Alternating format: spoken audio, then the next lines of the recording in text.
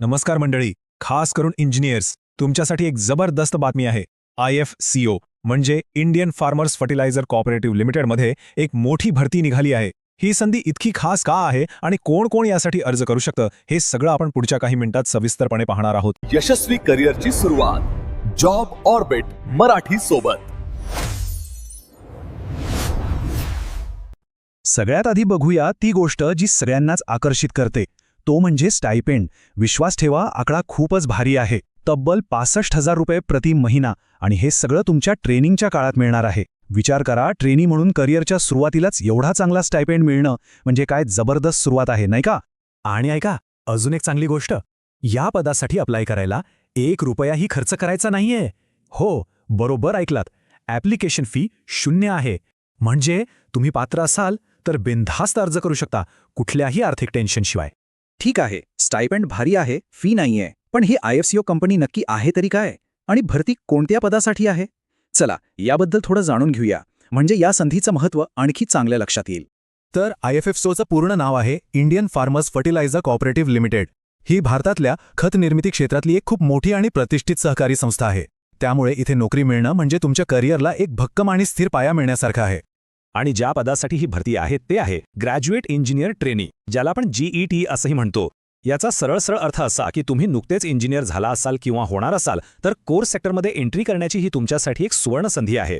बरं, आता सगळ्यात महत्त्वाचा प्रश्न, या जॉबसाठी कोण अप्लाय करू शकतं? काय आहेत पात्रता आणि अटी? ही माहिती जरा नीट ऐका, कारण कदाचित ही संधी तुमच्यासाठीच असेल. चांगली गोष्ट ही आहे की इथे बऱ्याच इंजिनिअरिंग ब्रँचेससाठी संधी आहे. यामध्ये केमिकल, मेकॅनिकल, इलेक्ट्रिकल, इन्स्ट्रुमेंटेशन आणि इलेक्ट्रॉनिक्स इतकंच नाही तर सिव्हिल, IT, कम्प्युटर सायन्स आणि अगदी आजकालच्या जमान्यातलं आर्टिफिशियल इंटेलिजन्स या सगळ्या शाखांमधले पदवीधर अर्ज करू शकतात. म्हणजे रेंज खूप मोठी आहे. आता पासिंग इयरबद्दल बोलूया. तुम्ही जर 2023 मध्ये पासआउट झाला असाल तर तुम्ही अर्ज करू शकता. आणि समजा तुम्ही फायनल इयरला असाल आणि तुमचा निकाल ऑगस्ट 2024 पर्यंत लागणार असेल तरीही तुम्ही अप्लाय करू शकता. म्हणजे फ्रेशर्ससाठी ही एक जबरदस्त संधी आहे. ठीक आहे, आता तुमच्या डिग्रीच्या मार्कांबद्दल. इथे एक क्रायटेरिया आहे. जर तुम्ही जनरल किंवा OBC कॅटेगरीतून नसाल तर तुम्हाला कमीत कमी 60% मार्क्स हवेत. आणि जर तुम्ही SC किंवा ST कॅटेगरीतून असाल तर तुमच्यासाठी ही अट 55% आहे. आता वयाची अट बघूया. तुमचं वय 30 एप्रिल 2024 पर्यंत 30 वर्षांपेक्षा जास्त नसावं. ही झाली कमाल वयोमर्यादा. पण थांबा, इथे वयात सवलतसुद्धा आहे. सरकारी नियमांप्रमाणे जर तुम्ही SC किंवा ST प्रवर्गातून असाल तर तुम्हाला 5 वर्षांची सूट मिळेल आणि OBC उमेदवारांसाठी 3 वर्षांची सूट आहे. चला पुन्हा एकदा पगाराबद्दल बोलूया, कारण फक्त स्टायपेंडच नाही तर इतरही फायदे आहेत. बघूया नक्की काय काय मिळणार आहे.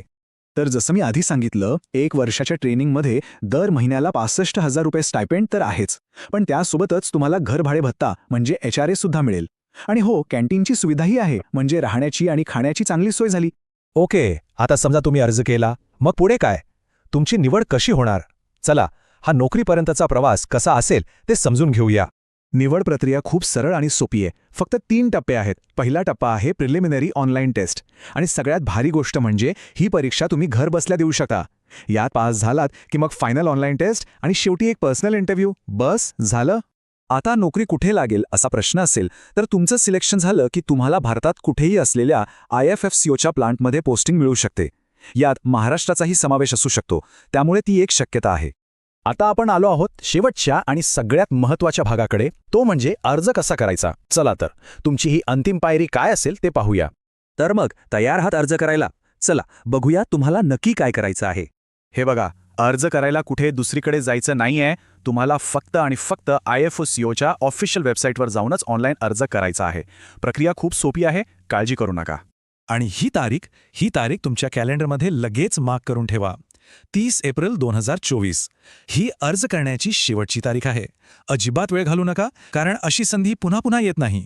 एकंदरीत इंजिनिअरिंग पदवीधरांसाठी ही खरंच एक मोठी आणि चांगली संधी आहे. जर तुमच्या मित्रमैत्रिणींपैकी कोणी यासाठी पात्र असेल तर त्यांच्यापर्यंत ही माहिती नक्की पोचवा, कारण चांगल्या संधी सर्वांपर्यंत पोचल्या पाहिजेत. धन्यवाद.